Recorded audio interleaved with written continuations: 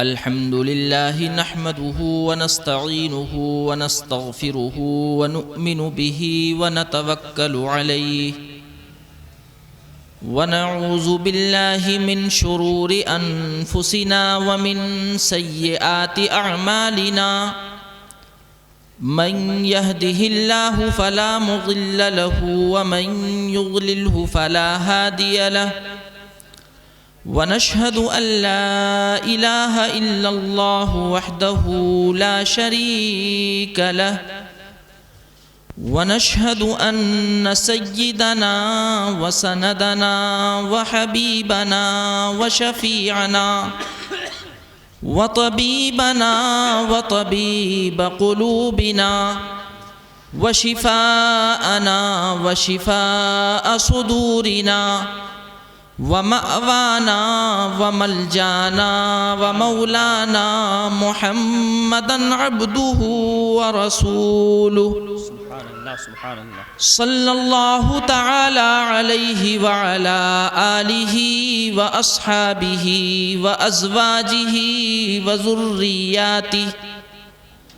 وذرياته وبارك وسلم تسليما كثيرا كثيرا أما بعد فأعوذ بالله السميع العليم من الشيطان الرجيم بسم الله الرحمن الرحيم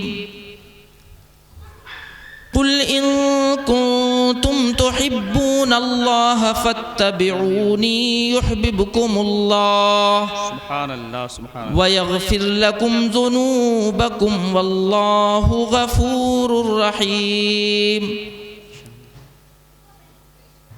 وقال النبي صلى الله تعالى عليه وسلم لا تزول قدم ابن آدم من عند ربه يوم القيامة حتى يسأل عن خمس عن عمره فيما أفنى وعن شبابه فيما أبلى وعن علم ماله من عمله وعن ماله من أين اكتسبه وفيما أنفقه أو كما قال عليه الصلاة والسلام آمنت بالله صدق الله العلي العظيم وصدق رسوله النبي الكريم ونحن على ذلك لمن الشاهدين والشاكرين والحمد لله رب العالمين.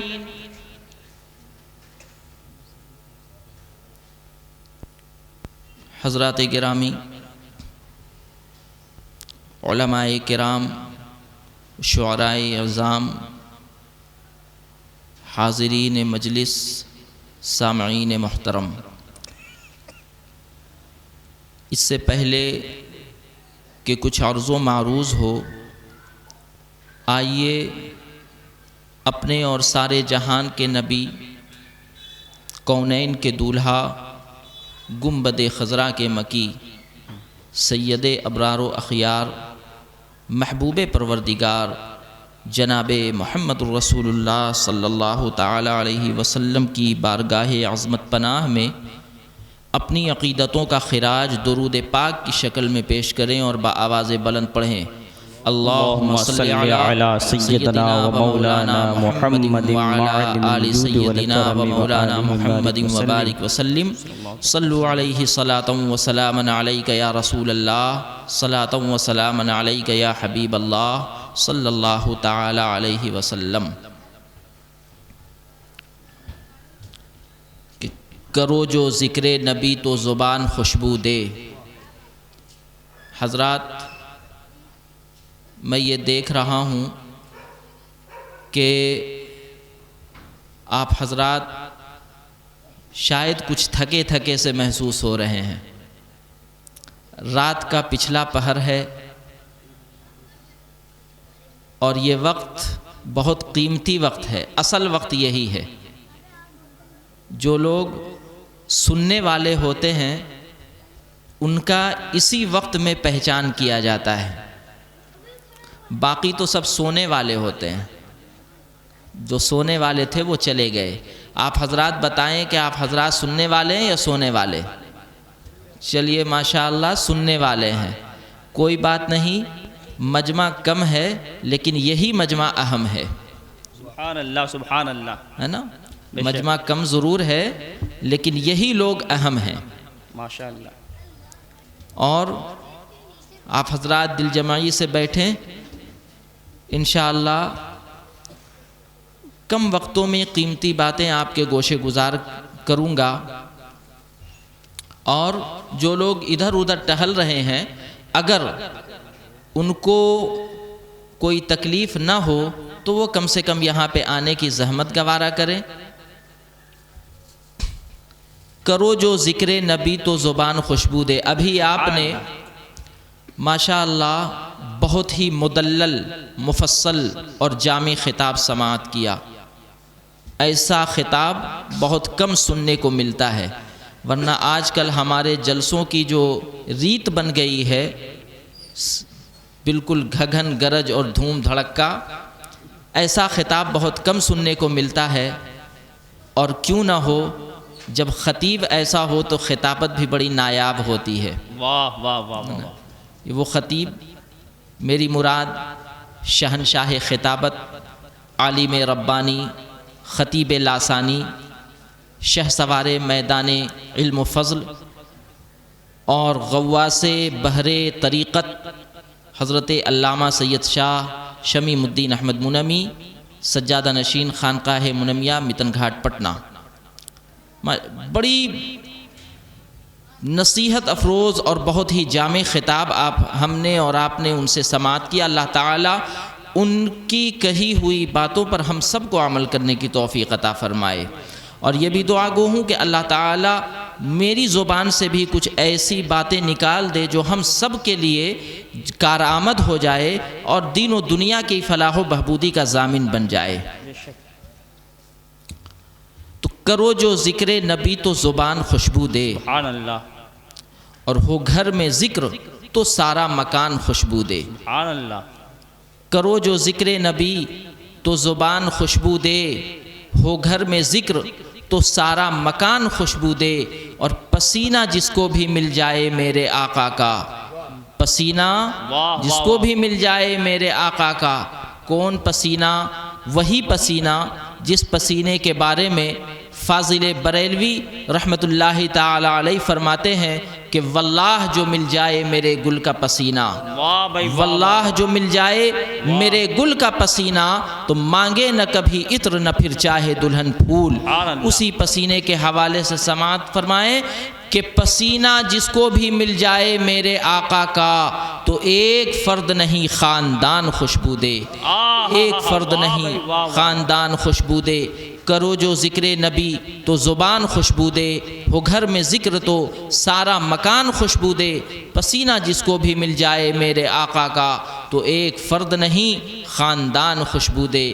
اور حضرات، آج کا یہ جلسہ قرآن کریم کے حوالے سے ہے، قرآن کریم کی عظمتوں کے حوالے سے ہے، قرآن کریم کی حفظ کے حوالے سے ہے، اور قرآن کریم کی برکتوں کے حوالے سے ہے۔ کیا کہا جائے؟ یوں ہی یہی کہا جا سکتا ہے کہ صحرا میں، جنگلوں میں، بیابان میں پڑھو، مینار گر پڑے تو پھر میدان میں پڑھو، اور یہ بے خبر نجومی تمہیں کیا بتائیں گے کل ہونے والا کیا ہے، یہ قرآن میں پڑھو۔ واہ واہ واہ۔ قرآن، ہم نے قرآن کو سمجھا ہی نہیں کہ قرآن ہے کیا۔ آج کا یہ جلسہ بڑا محتم بشان جلسہ ہے، کیونکہ اس عظیم المرتبت کتاب کے حوالے سے یہ جلسہ ہے کہ جس کتاب کا ثانی نہیں۔ اور آج کیا قرآن روز اول چیلنج کر رہا تھا، قرآن کا چیلنج روز اول سے ہے، ہمیشہ سے ہے کہ فَأْتُوا بِسُورَةٍ مِّن مِّثْلِهِ، کہ اگر، اور یہ قرآن کا چیلنج ان لوگوں سے ہے، آپ حضرات بھی ادھر آ جائیں تو ایک سامنے ہو جائیں گے، گفتگو کرنے میں مزہ آئے گا۔ یہ رشتہ محبت کچھ اس طرح نبھے گا، کچھ تم قدم بڑھاؤ، کچھ ہم قدم بڑھائیں، ہے نا۔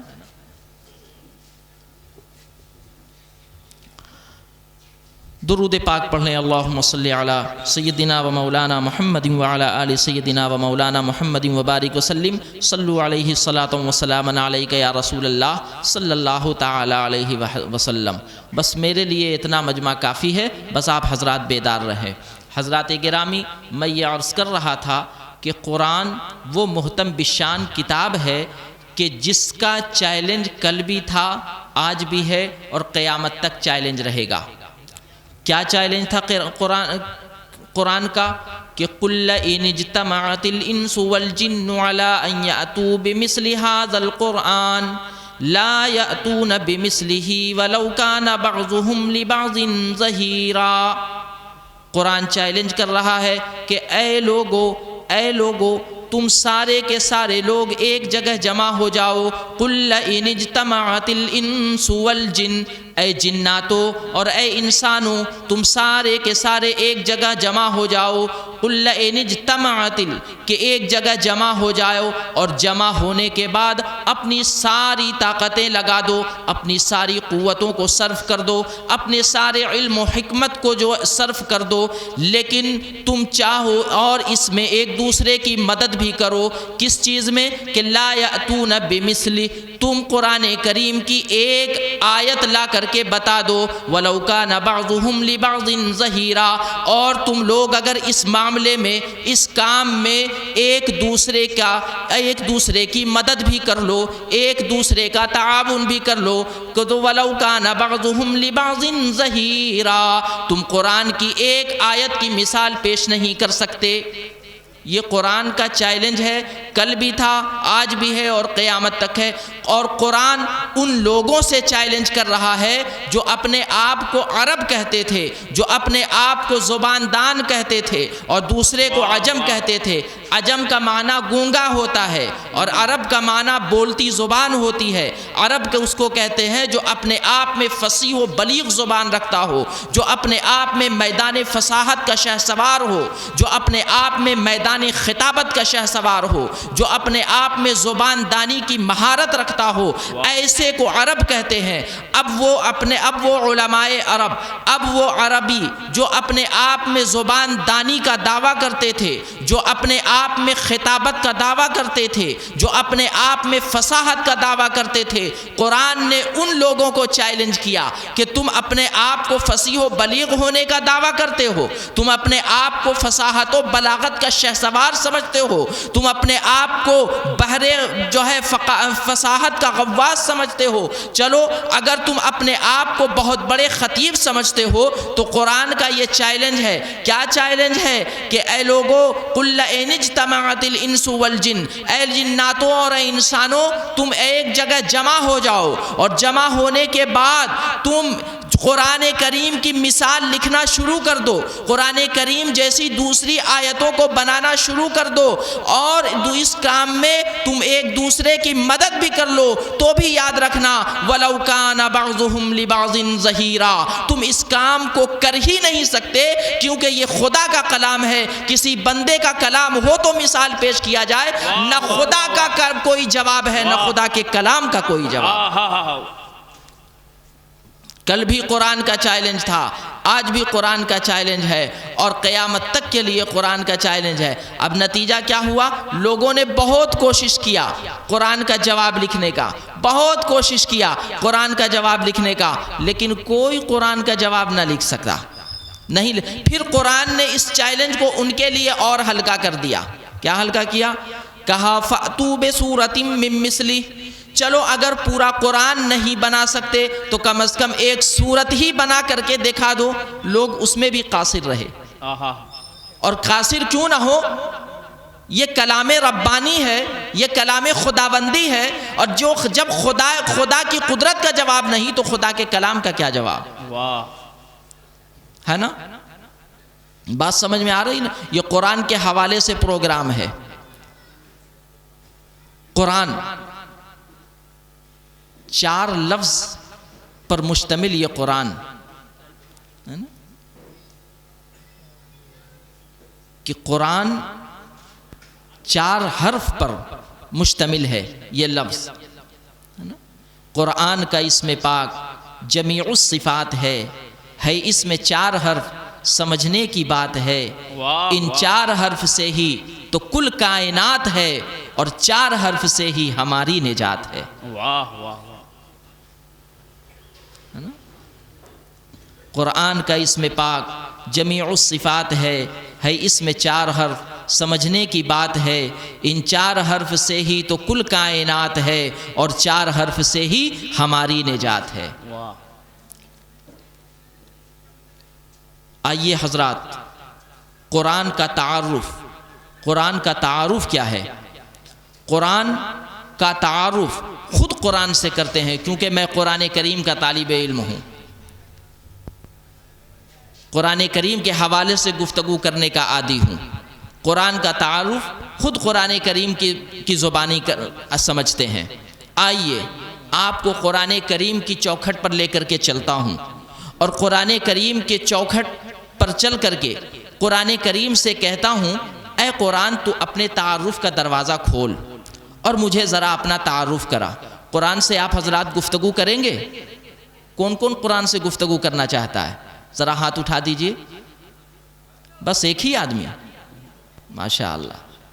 آئیے قرآن سے گفتگو کرتے ہیں، اور قرآن آپ کے سوال کا جواب دے گا۔ قرآن آپ کے سوال کا جواب دے گا، کیونکہ میں نے پہلے کہا کہ میں قرآن سے گفتگو کرنے کا عادی ہوں، میں قرآن کے حوالے سے گفتگو کرنے کا عادی ہوں۔ آئیے چلتے ہیں قرآن کریم کی بارگاہ میں، اور قرآن کریم کی بارگاہ میں چلنے کے بعد اور قرآن کریم کی چوکھٹ پر چلتے ہیں اور کہتے ہیں، اے قرآن میں تجھ سے تیرا تعارف جو ہے پوچھنے آیا ہوں، میں تجھ سے تیرا انٹروڈکشن پوچھنے آیا ہوں، میں تجھ سے تیری تعریف پوچھنے آیا ہوں۔ اے قرآن ذرا اپنی تعارف کا دروازہ کھول، ذرا اپنا انٹروڈکشن تو دے، ذرا اپنی تعریف تو کر۔ قرآن نے کہا کہ ذیشان بتا، پوچھ، کیا پوچھنا چاہتے ہو؟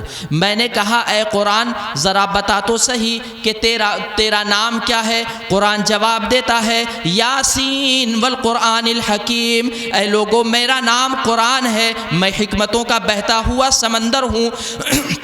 میں نے کہا اے قرآن ذرا بتا تو صحیح کہ تو کس کا تجھے بھیجنے والا کون ہے؟ قرآن جواب دیتا ہے، تنزیل من رب العالمین۔ اے لوگو سنو، مجھے کائنات کے رب خداوند قدوس نے بھیجا ہے، میں خداوند قدوس کا کلام ہوں، میں خداوند قدوس کی کتاب ہوں، میں خداوند قدوس کا تکلم ہوں۔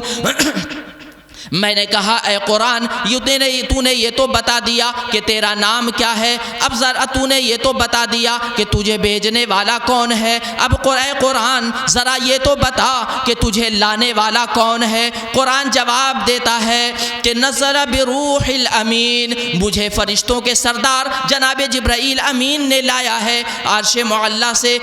دنیا پر لانے والی جو شخصیت ہے وہ جناب جبریل امین کی ہے۔ تو میں نے کہا اے قرآن ذرا آگے یہ بھی بتا دے کہ تو نازل کس پر ہوا ہے، تو آیا کس پر، بھیجنے والا خدا ہے، لانے والے جبریل ہیں، اب تجھے کس پر بھیجا گیا ہے، تجھے کس کے پاس بھیجا گیا ہے؟ قرآن جواب دیتا ہے، یہ بھی سن لے میں آیا کس پر ہوں۔ قرآن کہتا ہے نزل علی محمد، میں جناب نبی کریم صلی اللہ علیہ وسلم کی ذات اقدس پہ آیا ہوں، میں سینہ مصطفیٰ پر نازل ہوا ہوں، میں نبی کریم صلی اللہ علیہ وسلم کے سینہ اقدس پر نازل ہوا ہوں۔ اے قرآن ذرا یہ تو بتا دے کہ تیرے آنے کا مقصد کیا ہے۔ قرآن جواب دیتا ہے کہ میرے آنے کا مقصد پوچھنا چاہتا ہے تو سن لے، میرے آنے کا مقصد یہ ہے کہ ھدی للمتقین، میں متقی کے لوگوں کی ہدایت کے لیے آیا ہوں۔ قرآن نے کہا اور ذرا میں اپنے آپ کو کشادہ کر دیتا ہوں۔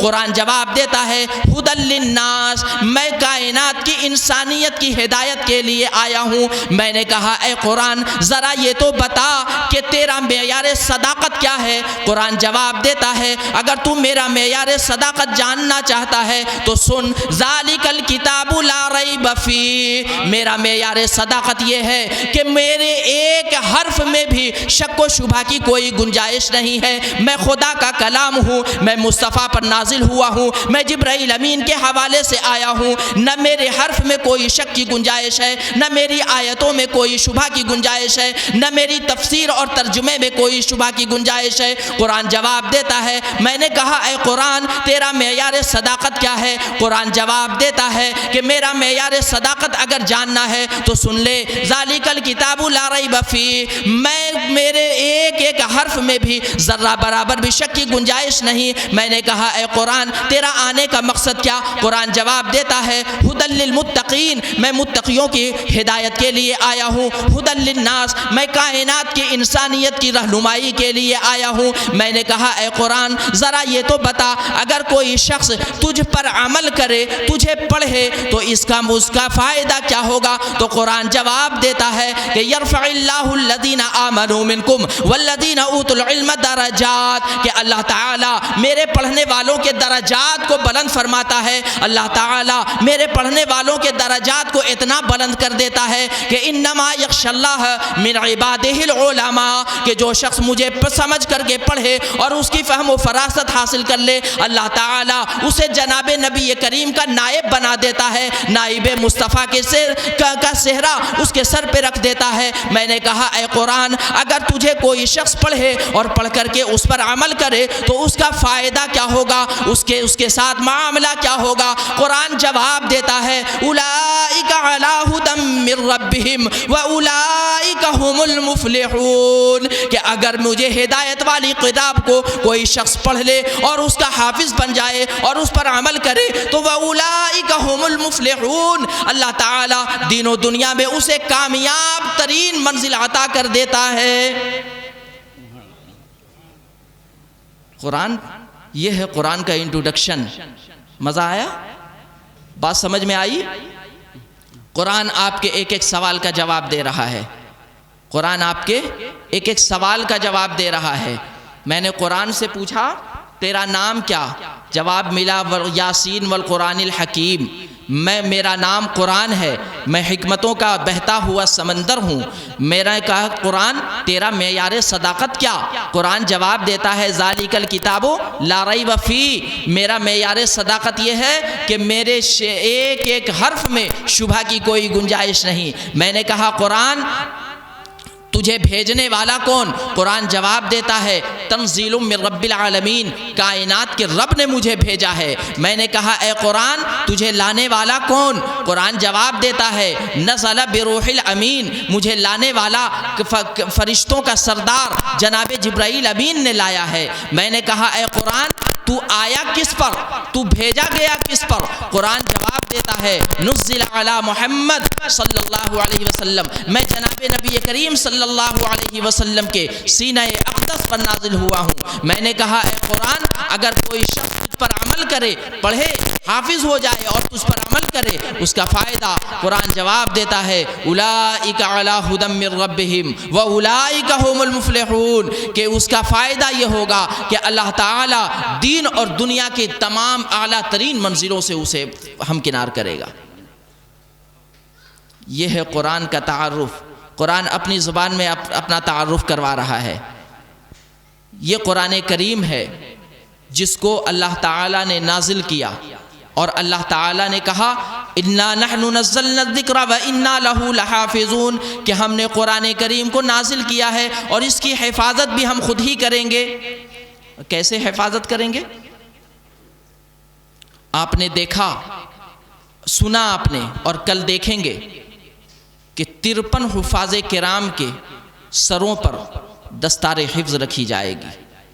53 حفاظ کرام،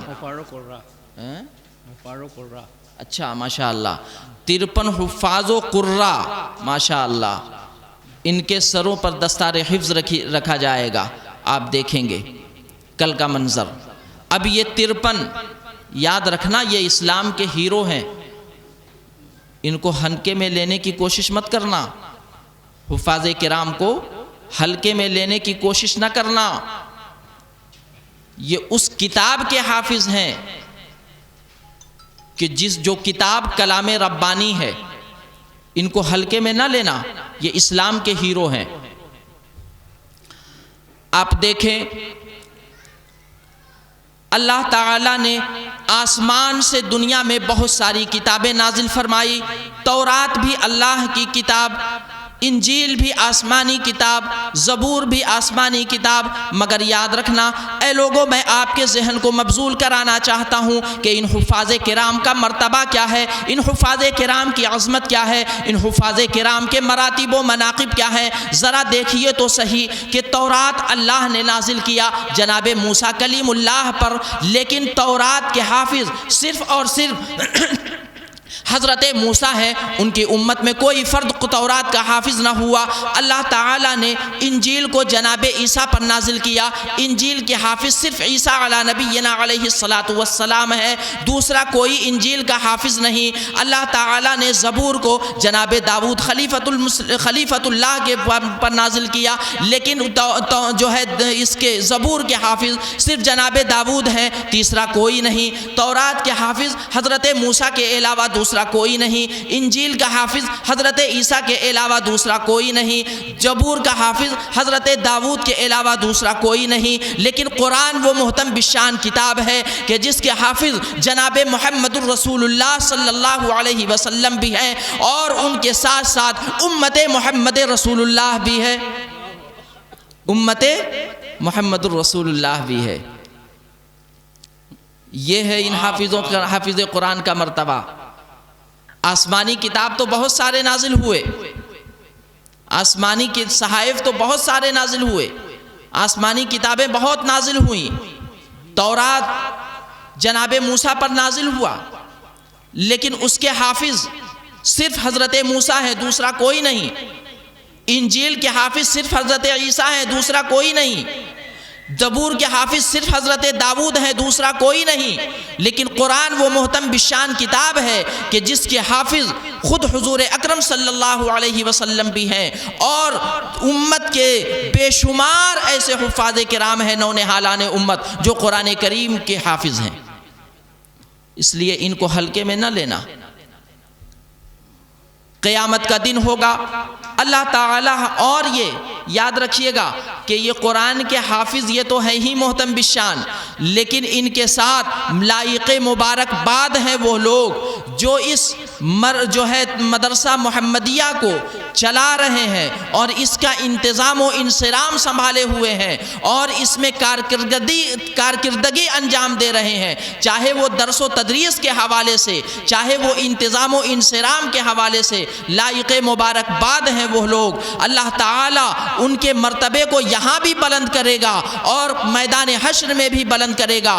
بہت بڑے لائق مبارک باد ہیں وہ لوگ جو مدرسہ محمدیہ تنظیم اہل سنت کے حوالے سے جو چل رہا ہے اور کسی بھی طرح کا اس میں تعاون کر رہے ہیں، چاہے وہ درس و تدریس کے حوالے سے کر رہے ہوں، چاہے وہ انتظام و انصرام کے حوالے سے کر رہے ہوں. یقین مانیے قسم پاک پروردگار عالم کی، اللہ تعالیٰ ان کے مراتب و مناقب کو بلند فرمائے گا. اور کیسے بلند فرمائے گا؟ یاد رکھیے قیامت کا دن ہوگا، اللہ تعالیٰ حفاظ کرام سے کہے گا اے بچو تم نے قرآن دنیا میں میرے پاک کلام کو حفظ کیا تھا، تم نے میرے پاک کلام کو قرآن کریم کو تم نے حفظ کیا تھا، اب ذرا قرآن کریم کی تلاوت کرتا جا اور جنت کی سیڑھی پر چڑھتا جا، قرآن کریم کی تلاوت کرتا جا اور جنت کے درجات پر چڑھتا جا، جہاں تیری آخری آیت ہوگی وہاں تیرا آخری مقام ہوگا. حافظ قرآن رک جائے گا اور نہیں جائے گا. اللہ تعالیٰ کہے گا اے میرے بندے بتا تو صحیح، کیا میری جنت تجھے پسند نہیں آئی؟ کیا میرے جنت کے باغات تجھے پسند نہیں آئے؟ کیا میری جنت کی نعمتیں تجھے پسند نہیں آئی؟ ذرا بہت غور سے سننا اس کو. اب اللہ تعالیٰ سوال کرے گا ان حفاظ کرام سے کہ اے لوگو بتا تو صحیح، کیا میری جنت تجھے پسند نہیں آئی؟ کیا میرے جنت کے انعامات تجھے پسند نہیں آئے؟ کیا میری جنت کے باغات تجھے پسند نہیں آئے؟ حافظ قرآن کہے گا مولا تعالیٰ تیری جنت بڑی لاجواب ہے، تیرے جنت کے باغات بڑے لاجواب ہیں، تیری جنت کی جو ہے نعمتیں بڑی لاجواب ہے، تیرے جنت کا انتظام و انصرام بڑا لاجواب لاجواب ہے، پروردگار عالم جنت بڑی لاجواب ہے، لیکن میں جنت میں نہیں جا سکتا۔ اللہ تعالیٰ کا حکم ہوگا کیوں نہیں جا سکتے؟ وہ کہے گا مولا میں جب دنیا میں تھا اور جب میں مدرسہ محمدیہ میں پڑھا کرتا تھا، جب میں حفظ قرآن کی دولت سے مالا مال وہاں ہو رہا تھا، جب میں علم نبوت کے جام سے سیراب ہو رہا تھا، تو میں جب وہاں پڑھتا تھا تو وہاں جناب بہت سارے لوگ تھے، حاجی عبدالعظیم صاحب تھے، اور ان کے علاوہ میں سب کا نام تو نہیں جانتا، جو ذرہ جس جگہ ہے وہیں آفتاب ہے، میں سب کا نام نہیں جانتا، لیکن جو ہے وہ کہیں گے کہ اے اللہ وہ سارے کے سارے لوگ تھے جنہوں نے میرے پڑھنے میں میری مدد کی تھی۔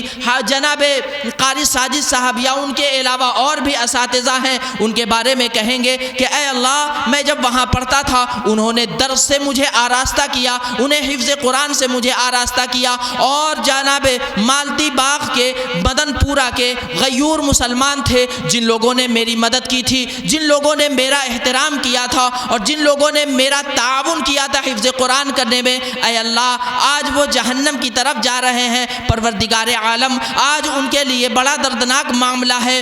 اگر خدا نخواستہ ایسا ہوا تو وہ کہیں گے اے اللہ جب تک فلاں شخص جنت میں نہیں جائے گا میں بھی جنت میں نہیں جاؤں گا۔ اللہ کا حکم ہوگا کہ جن لوگوں کو تم جنت میں لے کر کے جانا چاہتے ہو ان کا ہاتھ پکڑو۔ اب وہ حافظ قرآن آئے گا، ایک ایک کر کے اپنے چاہنے والوں کا، ایک ایک کر کے اپنی مدد کرنے والوں کا، ایک ایک کر کے اپنے تعاون کرنے والوں کا ہاتھ پکڑے گا اور ایک ایک کر کے انہیں جنت میں بھیجے گا۔ اور اس کے بعد جب وہ سارے لوگ جنت میں چلے جائیں گے تب آخر میں یہ حافظ قرآن پیچھے سے جنت میں جائے گا۔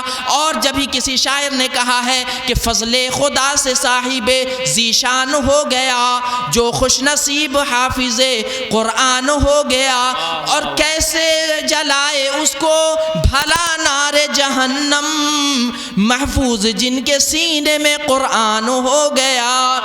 اور 10 ایسے آدمیوں کو وہ جنت دلائے گا دوزخ میں جن کو جانے کا اعلان ہو گیا۔ یہ ہے ہیرو میدان حشر کے، جہاں کسی کی نہ چلے گی، یہ حافظ قرآن ہاتھ پکڑے گا، اچھا کہاں جا رہے ہو؟ چلو جنت۔ فلاں صاحب اچھا آپ نے مجھے میری مدد کی تھی، چلو جنت۔ آپ نے مجھے کپڑا بنا دیا تھا، چلیے پہلے جنت میں جائیے۔ آپ نے میری مدد کی تھی جب میں مدرسہ محمدیہ میں پڑھتا تھا، تب جائیے پہلے جنت میں جائیے۔ ایک ایک کر کے ان لوگوں کو بڑے مبارکباد ہیں، اس مدرسے کے منتظمین اور جو ہے اس مدرسے کے دامے درمے قدمے سخنے کسی بھی طرح کا تعاون کرنے والے حضرات، وہ بہت بڑے لائق مبارکباد ہیں۔ میں چونکہ کسی کا نام نہیں جانتا، معاف کیجیے گا، میں ایک ہی آدمی کا نام جانتا ہوں، حافظ عبدالعظیم صاحب کا، اس لیے میں نے ان کا نام لیا۔ اور لیکن ان کے علاوہ جتنے لوگ ہیں، جتنے مسلمان ہیں، ذرہ برابر بھی جو لوگ اس میں منہمک ہیں، وہ اس فیض سے بچیں گے نہیں حشر کے میدان میں۔ سبحان اللہ، یہ حافظ قرآن کا مرتبہ ہے۔ سبحان اللہ۔ حضرات آپ نے قرآن کا مرتبہ اور حافظ قرآن کا مرتبہ سماعت کر لیا، اب ذرا چلتے چلاتے صاحب قرآن کا مرتبہ بھی سماعت کیجئے۔ سبحان اللہ۔ صاحب قرآن کا مرتبہ، کیونکہ عید میلاد النبی کا جلسہ ہے، بڑی ناانصافی ہوگی اگر صاحب قرآن کے حوالے سے گفتگو نہ کی گئی تو۔ قرآن کی عظمت، قرآن کی زبانی آپ نے سماعت کی، قرآن کا تعارف میں نے آپ کو قرآن کی زبانی کروایا۔ میری طبیعت ناساز ہے، بڑی ہمت کے ساتھ آپ حضرات سے گفتگو کر رہا ہوں۔ تقریباً 10-12 دن تک میں ٹائیفائڈ میں گزرا ہوں، ابھی 2 دن سے اللہ تعالیٰ نے ذرا شفا یابی دی تو میں نے یہاں آنے کی ہمت کی، ورنہ 2 دن پہلے تک میری ہمت نہیں تھی کہ میں آ پاؤں گا۔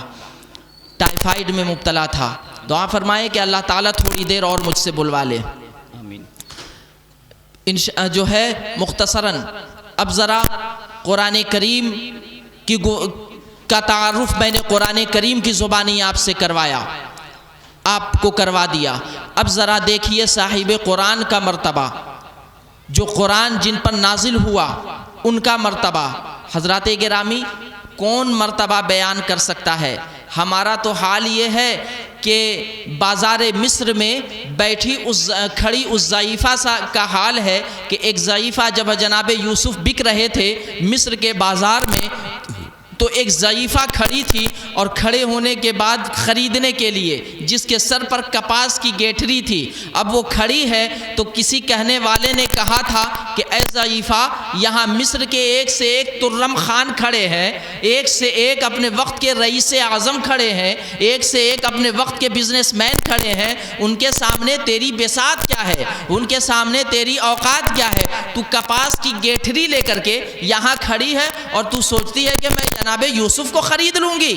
اب ذرا اس ضعیفہ کا جواب سنیے۔ وہ ضعیفہ کہتی ہے کہ اے نوجوان، مجھے بھی پتا ہے کہ یہاں مصر کے ایک سے ایک ترم خان کھڑے ہیں، یہاں مصر کے ایک سے ایک کروڑ پتی کھڑے ہیں، کروڑ پتی تو چھوڑو ارب پتی کھڑے ہیں، ان کے سامنے میری بساط کیا ہے کہ میں یوسف کو خرید لوں گی؟ نہ نہ، میں اس بھول میں نہیں ہوں، میں تو بس اس لیے کھڑی ہوں کہ جب کل قیامت کا میدان ہوگا اور یوسف کے خریداروں کی جب فہرست تیار ہو رہی ہوگی اور وہ لسٹ جب کھل رہی ہوگی تو اس رجسٹر میں مجھ بڑھیا کا بھی نام ہوگا کہ میں بھی یہاں کھڑی تھی یوسف کو خریدنے کے لیے، میں صرف اس جذبے کے ساتھ کھڑی ہوں۔ تو کچھ اسی طرح ہمارا بھی حال ہے کہ کما حق کہو آقا مدنی صلی اللہ علیہ وسلم کی تعریف کون بیان کر سکتا ہے؟ میں تو صرف زبان درازی اس لیے کر رہا ہوں، لب کشائی اس لیے کر رہا ہوں کہ کل جب قیامت کے میدان میں مداحان مصطفیٰ کی فہرست کھل رہی ہو تو اس میں مجھ جیسے ناکارہ، کمظرف، بدکار، سیاہکار کا بھی نام آ جائے، ہے نا؟ بس صرف اتنی ہی خواہش ہے۔ آئیے قرآن سے پوچھتے ہیں، اے قرآن، ذرا قرآن کی تعریف تو نے اپنی تعریف تو کر دی، اب ذرا جس کے سینے پر تو نازل ہوا ہے اس کی بھی عظمت بتا دے، ہے نا؟ قرآن ہی سے پوچھتے ہیں۔ میں قرآن کا ادنا سا طالب علم ہوں، اے قرآن بتا، کیونکہ آج کل حدیث شریف کو ضعیف کہنے والوں کی تعداد کچھ کم نہیں ہے نا؟ اگر عظمت مصطفیٰ حدیث شریف سے بیان کیجئے، عظمت اولیاء بیان کیجئے تو پیٹ میں ضعف کا ان کے کھجلی پیٹ میں ہونے لگتی ہے اور کہتے ہیں کہ یہ حدیث ضعیف ہے۔ اگر ماں کا دودھ پیا جگر میں دم ہے تو بتا کے دیکھ کہ قرآن کی آیت ضعیف ہے۔ اگر جگر میں دم ہے تو یہ بول کے دیکھ کہ قرآن کی یہ آیت ضعیف ہے۔ آئیے ذرا دیکھیے اپنے مصطفیٰ کی شان۔ قرآن کریم میں جب جناب موسیٰ علیہ السلام سے کوہ طور پر بلایا گیا جناب موسیٰ علیہ السلام کو، تو گئے دوڑ کر کے۔ ذرا اس سے پہلے آئیے قرآن کریم میں جب حضرت آدم علیہ السلام سے لے کر حضرت عیسیٰ علیہ السلام تک جتنے انبیاء کرام کا ذکر ہوا، نام لے کر کے بلایا گیا، نام لے کر کے۔ میں نے کہا اے قرآن، جب تو نے جناب آدم علیہ السلام کو بلایا تو تو نے کیا کہا؟ تو قرآن جواب دیتا ہے، جب اللہ تعالیٰ نے حضرت آدم کو بلایا تو کہا یا آدم اسکن انت وزوجک الجنہ۔ جناب آدم علیہ السلام کو نام لے کر کے بلایا گیا۔ جب باری آئی جناب ابراہیم علیہ السلام کی، جناب نوح علیہ السلام کی، تو قرآن کریم نے جناب نوح علیہ السلام سے کہا کہ قالوا یا نوح قد جادلتنا فاکثرت جدالنا۔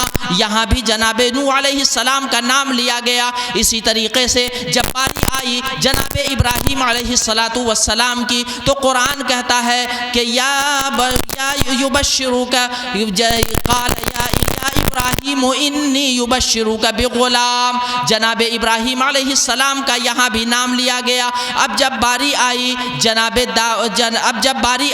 جناب موسیٰ علیہ السلام کی تو قرآن نے ان کا بھی نام لیا اور کہا کہ یا موسیٰ انی اصطفیتک علی الناس برسالاتی و بکلامی۔ اور جب باری آئی جناب عیسیٰ روح اللہ کی تو قرآن نے ان کا بھی نام لیا اور کہا کہ عیسیٰ انی انی رافعک الی۔ اب جب باری آئی جناب موسیٰ علیہ السلام کی، جناب موسیٰ علیہ السلام کی، تو قرآن نے کہا یا موسیٰ انی اصطفیتک علی الناس برسالاتی و بکلامی۔ اب جب باری آتی ہے جناب محمد الرسول اللہ صلی اللہ تعالی علیہ وسلم کی، اب ذرا دیکھیے، ابھی تک تو آپ نے دیکھا حضرت آدم کا نام لیا گیا، یا آدم اسکن انت وزوجک الجنہ، حضرت ابراہیم کا نام لیا گیا، یا ابراہیم انی نبشرک بغلام، حضرت نوح علیہ السلام کا نام لیا گیا، قال یا نوح انی قد جادلتنا فاکثرت جدالنا، جناب موسیٰ کا نام لیا گیا، قال یا موسیٰ انی اصطفیتک علی الناس برسالاتی۔ اب جب باری آتی ہے میرے مصطفیٰ کی، اب جب باری آتی ہے کائنات کے تاجدار کی، اب جب باری آتی ہے محبوب پروردگار کی، اب جب باری آتی ہے اب دانائے غیول کی، اب جب غیوب کی، اب جب باری آتی ہے دانائے سبل کی، تو پاک پروردگار عالم کیا کہتا ہے کہ یا ایھا النبی انا ارسلناک شاہدا و مبشرا و نذیرا۔ قرآن نے کہا جب باری آتی ہے میرے مصطفیٰ کی تو قرآن کہتا ہے یا ایھا المزمل قم اللیل الا قلیلا۔ جب باری آتی ہے میرے مصطفیٰ کی تو قرآن کہتا ہے یا ایھا المدثر قم فانذر۔ جب باری آتی ہے میرے مصطفیٰ کی تو قرآن کہتا ہے طٰہٰ ما انزلنا علیک القرآن لتشقیٰ۔ سبحان اللہ، سبحان اللہ، سبحان اللہ۔ کون بیان کر سکتا ہے شان مصطفیٰ؟ واہ واہ واہ۔ یوں نور سے لبریز سمندر نہ ملے گا، یوں نور سے لبریز سمندر نہ ملے گا، سرکار دو عالم سا پیمبر نہ ملے گا۔ سبحان اللہ، سبحان اللہ۔ کہ یوں نور سے لبریز سمندر نہ ملے گا، کہ یوں نور سے لبریز، یوں نور سے لبریز سمندر نہ ملے گا، اور سرکار دو عالم سا پیمبر نہ ملے گا، پیمبر نہ ملے گا۔ اور گزرا ہے جہاں سرور کونین کا بچپن، گزرا ہے جہاں سرور کونین کا بچپن، جنت میں بھی اس جیسا تمہیں گھر نہ ملے گا، پیمبر نہ ملے گا۔ حضرات یہ قرآن ہے جو شان مصطفیٰ بیان کر رہا ہے، جو قرآن ہے جو عظمت مصطفیٰ بیان کر رہا ہے۔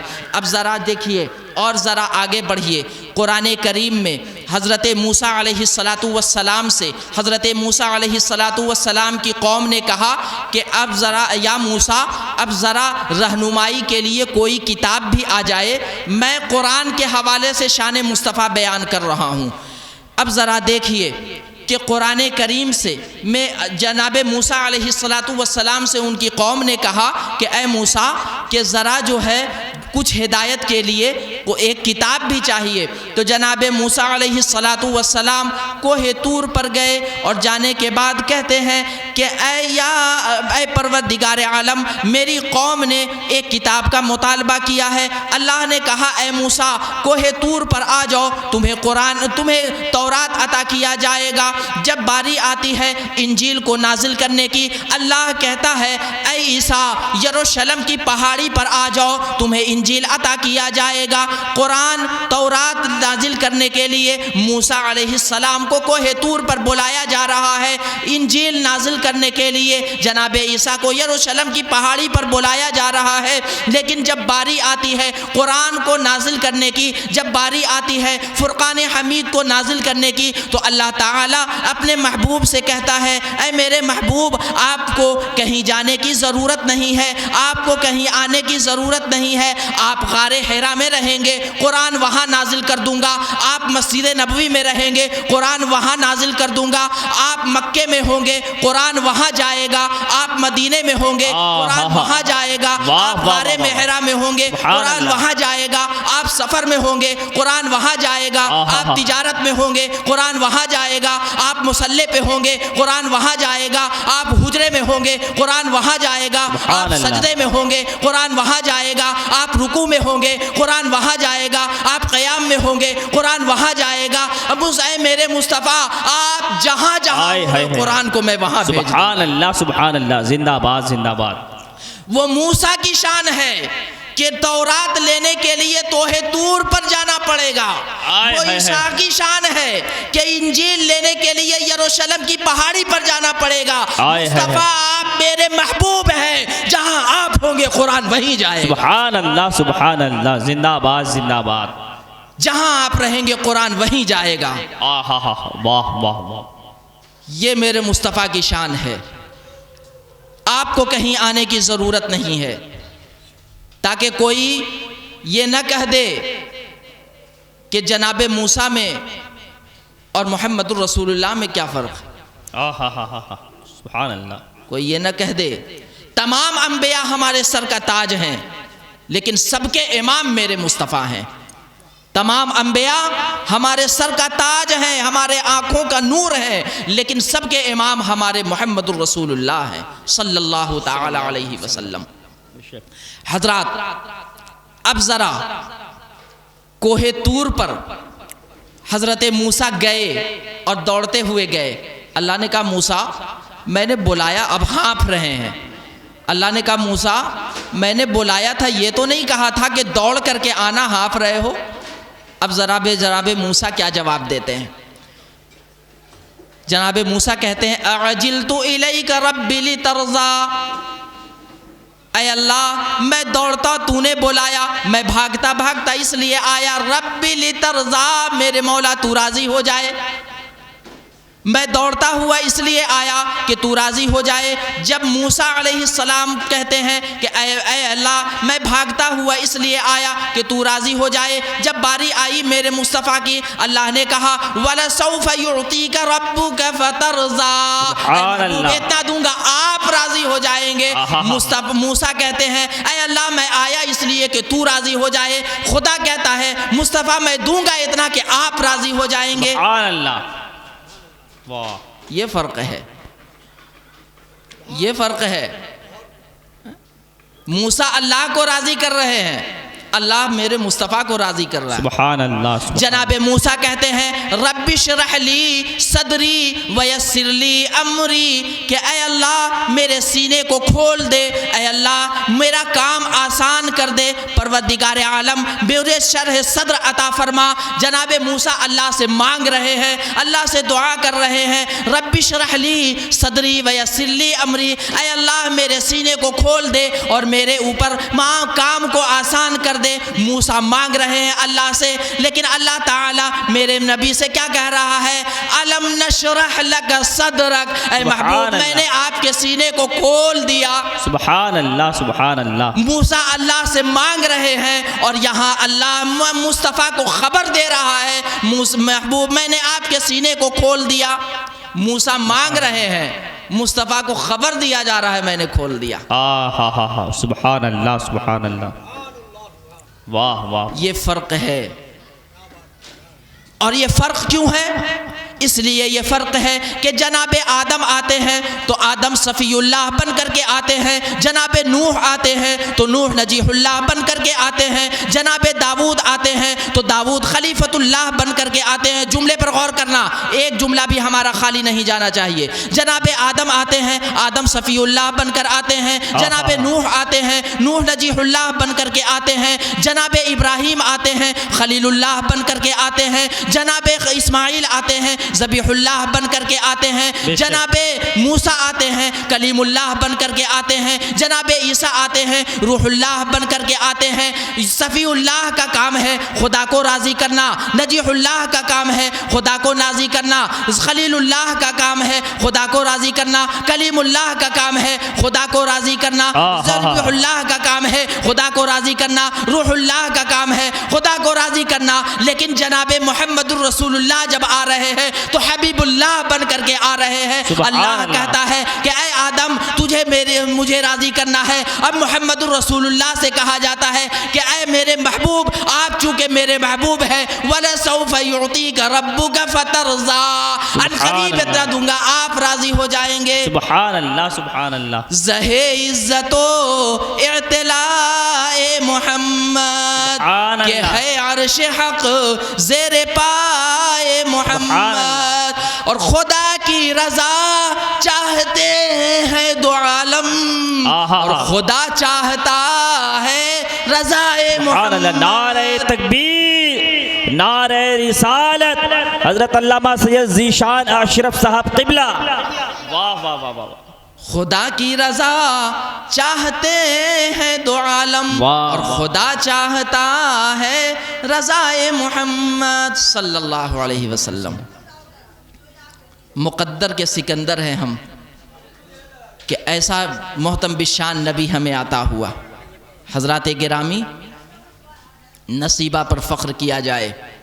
میں نے خطبے میں ایک آیت تلاوت کی تھی، قُلْ إِن كُنْتُمْ تُحِبُّونَ اللَّهَ، اے نبی آپ کہہ دیجئے کہ اے لوگو، اگر تم یہ چاہت رکھتے ہو، یہ دعویٰ کرتے ہو، اور یہ تمہاری چاہت ہے کہ تم اللہ کے محبوب بن جاؤ، اللہ تم سے محبت کرنے لگے، سبحان اللہ، تو فَاتَّبِعُونِی، میری اتباع کرو، فَاتَّبِعُونِی، میری اتباع کرو۔ حضرات گرامی، بس اور نبی کی اتباع کیا چیز ہے؟ نبی کی اتباع کیا چیز ہے؟ بس ایک واقعہ آپ کے گوشے گزار کر دوں، نبی کی اتباع کیا چیز ہے، بڑے بس اس کے بعد زحمت تمام۔ ایک بہت بڑے عالم دین گزرے ہیں اور مفکر بھی، علامہ واحدی رحمۃ اللہ علیہ۔ ایک کتاب انہوں نے لکھی ہے، ہمارے زمانے کی دہلی، ہمارے زمانے کی دہلی۔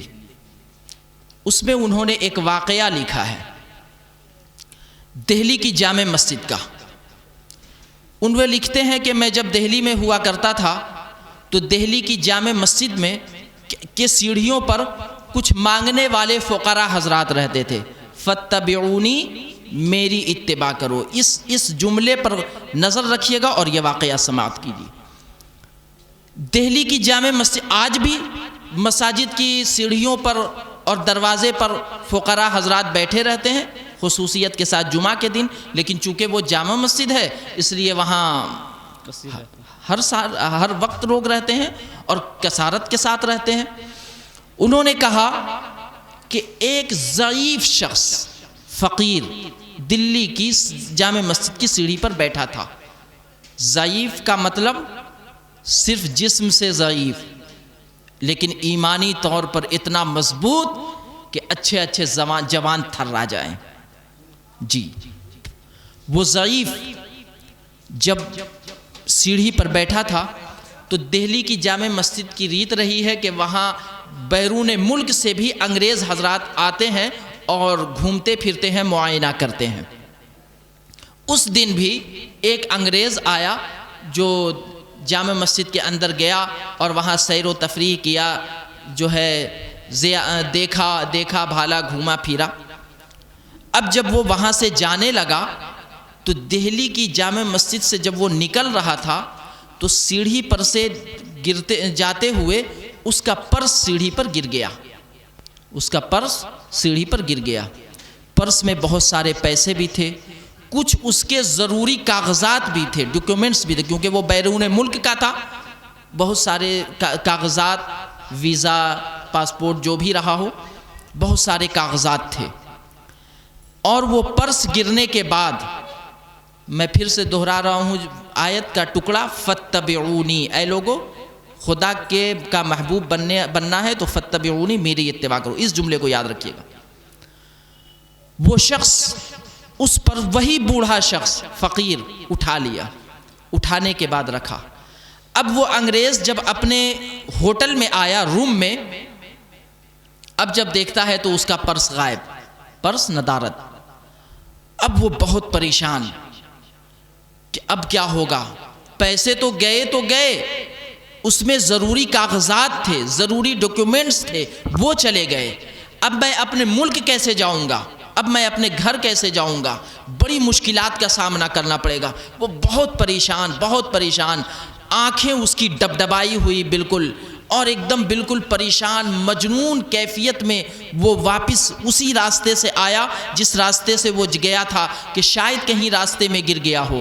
اب وہ شخص آیا، اور آنے کے بعد اسی راستے سے جا رہا ہے، آنکھوں سے آنسو جاری ہیں، اشک جاری ہیں، زلفیں بالکل بکھری ہوئی ہیں، بالکل جو ہے ایک دم کپڑے الجھے ہوئے ہیں، پریشان کن حالت میں وہ ہے، بالکل اس کو اپنے آپ کا پتہ نہیں ہے، کیونکہ اس کے پیسوں کے ساتھ ضروری ڈاکیومنٹس چلے گئے۔ اب وہ اتنا پریشان، اب وہ جب وہ گیا، سیڑھی پر سے چڑھتا جا رہا ہے، اوپر گیا، جامع مسجد کے اندر کا پورا معائنہ کیا، کہیں اسے اپنا پرس نہیں ملا، سیڑھی سے پھر وہ واپس آ رہا، آنکھیں ڈبڈبائی ہوئی، آنسو کی لڑیاں جیسے کہ گر رہی ہوں۔ اب وہ پریشان، اب وہ بوڑھا شخص اٹھتا ہے، اٹھنے کے بعد کہتا ہے جناب عالی کیا ڈھونڈ رہے ہو؟ کہا ہمارا پرس گر گیا کہیں پر، اب وہ پرس میں ڈھونڈ رہا ہوں۔ کہا کس کلر کا پرس تھا؟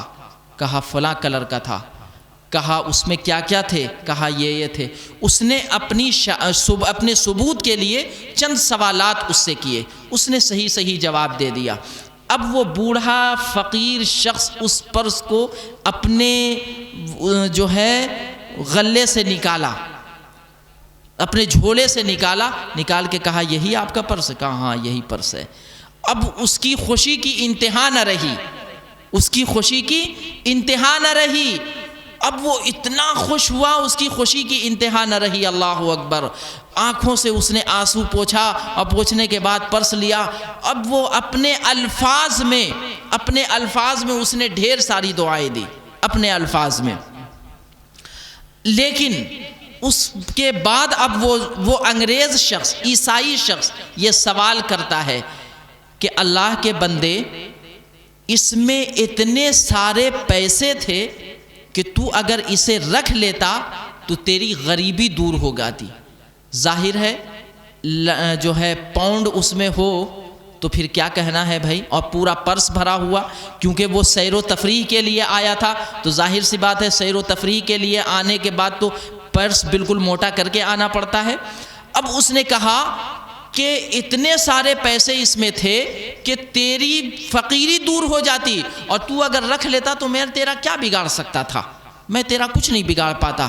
تو نے آخر کون سی ایسی چیز ہے جس نے تجھے مجبور کیا کہ تو نے میرا پرس دے دیا؟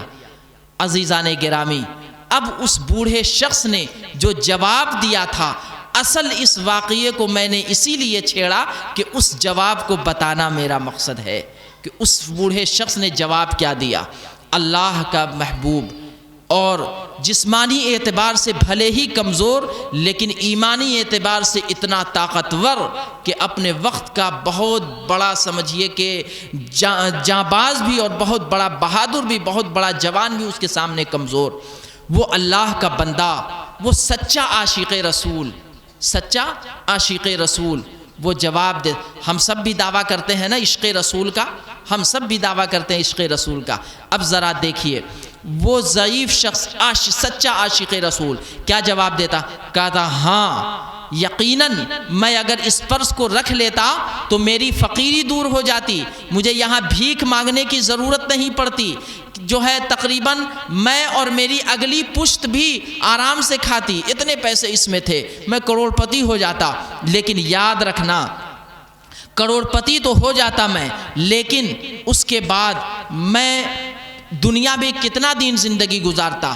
10 سال، میں بوڑھا ہو گیا ہوں، 10-20 سال اور اس کے بعد میں مرتا، پھر اس کے بعد دنیا ختم بھی ہوگی، اور ہونے کے بعد قیامت بھی قائم ہوگی، میدان حشر بھی قائم ہوگا، اور میدان حشر میں قائم ہونے کے بعد وہاں حضرت آدم سے لے کر حضرت عیسیٰ علیہ السلام تک تمام انبیاء کرام ہوں گے، اور میرے مصطفیٰ بھی وہیں پر موجود ہوں گے۔ حضرت آدم سے لے کر کے حضرت عیسیٰ تک کی تمام انبیاء کی امتیں وہاں موجود ہوں گی، ہمارے نبی کی امت بھی وہاں موجود ہوگی۔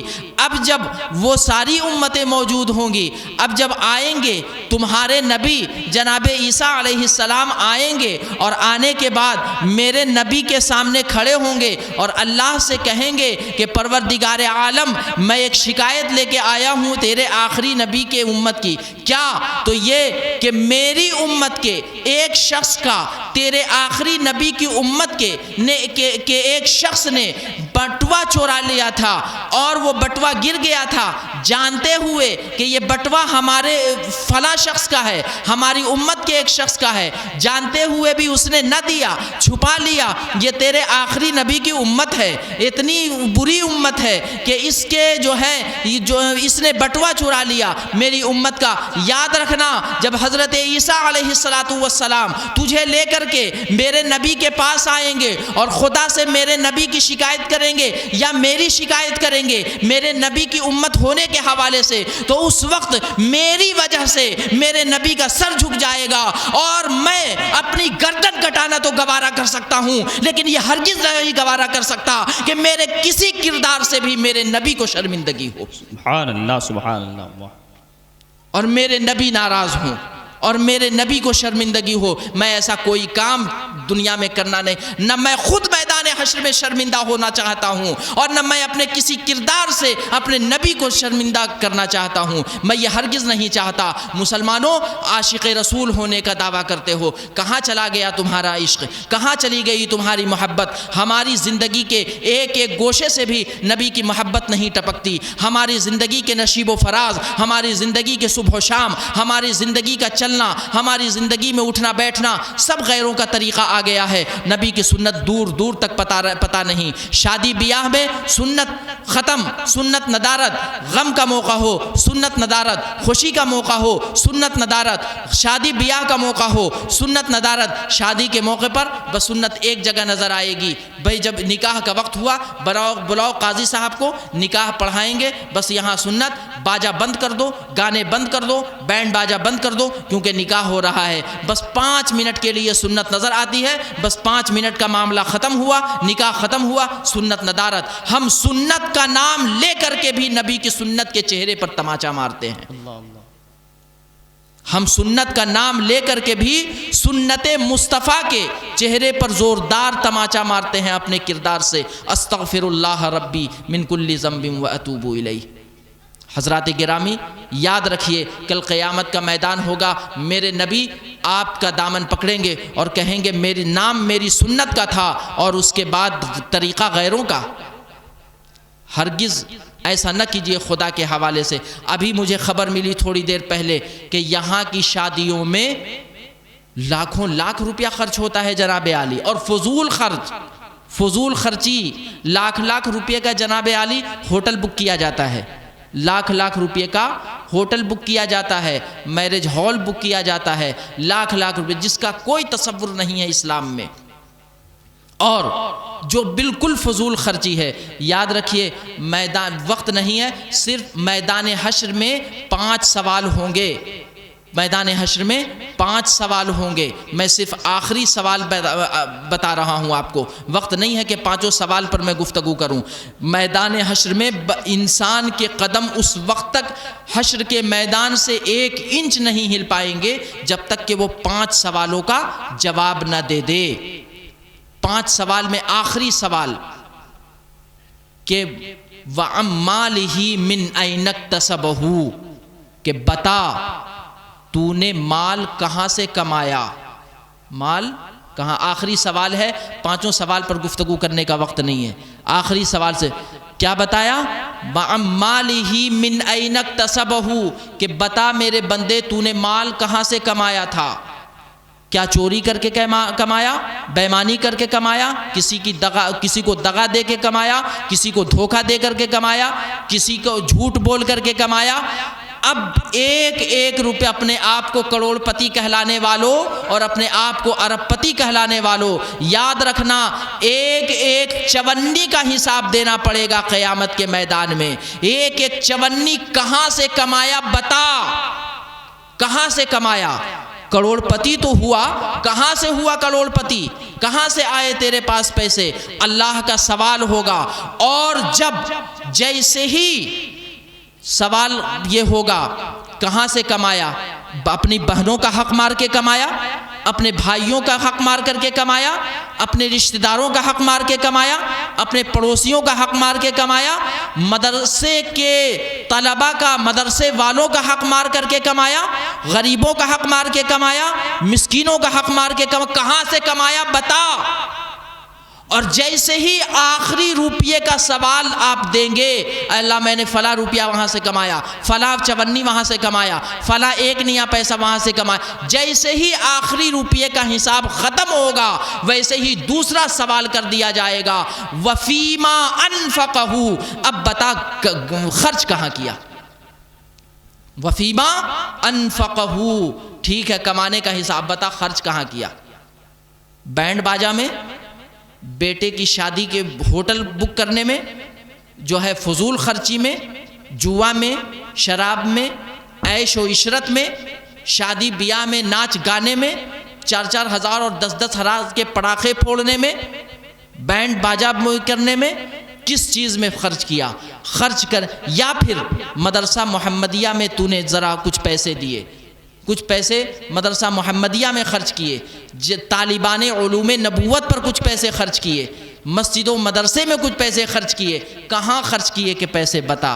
याद रखिए हिसाब देना पड़ेगा। अल्लाह के बंदे, अल्लाह रब्बुल इज़्ज़त ने दौलत दी है तो सही इससे हराम से बचिए, हलाल कमाइए, और हलाल की दौलत अगर आ जाए तो सही जगह खर्च कीजिए, अल्लाह की राह में खर्च कीजिए, मदरसे में खर्च कीजिए। याद रखिए मदरसे में खर्च करना और तालिबान उलूम नबूवत पर खर्च करना, मैंने अभी आपको बताया ना कि यही वो लोग होंगे जो क़यामत के दिन आपका हाथ पकड़ पकड़ करके पहले आपको जन्नत भेजेंगे, फिर ये हुफ़ाज़ किराम खुद बाद में जन्नत में जाएंगे। ये फ़ायदा है मदरसे में खर्च करने का। मदरसा मोहम्मदिया ये दीन का किला है, और ये अल्लाह यहाँ जो है मेहमानाने मुस्तफ़ा जो है परवान चढ़ते हैं, भरपूर इसका ताउन कीजिए, आपको दुनिया में भी इसका फ़ायदा नज़र आएगा। क्या फ़ायदा नज़र आएगा? कहीं ना कहीं अल्लाह ताला आपको किसी मुश्किल से बचाएगा, अल्लाह ताला किसी बलाओं से आपकी हिफाजत कर लेगा, किसी परेशानियों से आपको निजात दे देगा, किसी बलाओं से आपकी हिफाजत हो जाएगी। और क़यामत के दिन सबसे बड़ा फ़ायदा ये होगा कि यहीं से जो निकलने वाले हुफ़ाज़ किराम हैं, आपका अच्छा आपने 2000 मदरसे में दिया था, हाथ पकड़ेंगे जाइए पहले जन्नत में, सबको भेज करके फिर ये हुफ़ाज़ खुद बाद में जन्नत में जाएंगे। ये 53 हुफ़ाज़ जो हैं पहले आप जैसों को भेजेंगे जन्नत में, अपने खुद बाद में जन्नत में जाएंगे। अल्लाह ताला से दुआ गो हूँ कि अल्लाह ताला इन तमाम बातों पर अमल करने की तौफ़ीक़ अता फरमाए। मदरसा मोहम्मदिया तंज़ीम अहले सुन्नत को ता क़यामत शाद व आबाद रखे और दीन का किला बना करके रखे। यहाँ से निकलने वाले हुफ़ाज़, उलमा और कुर्रा को अल्लाह ताला दीन दूनी रात चौगनी तरक्कियों से माला माल फरमाए। हासिदीन की हसद से, बदनज़रों की बदनज़री से अल्लाह तमाम से हिफाजत फरमाए, तमाम शुरूर फितन से हिफाजत फरमाए। आमीन। वमा अलैना इल्लल बलाग़। व आखिरु दावाना अनिल हम्दुलिल्लाहि।